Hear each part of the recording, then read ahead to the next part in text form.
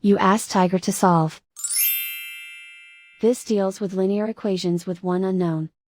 The final result is x equals 7. Let's solve it step by step. Group all constants on the right side of the equation. Subtract 7 from both sides. Group like terms. Simplify the arithmetic.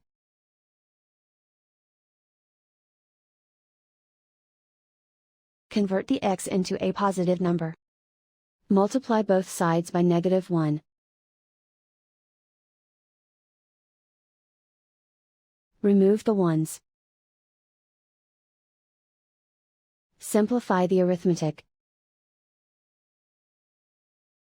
And so the final result is x equals 7.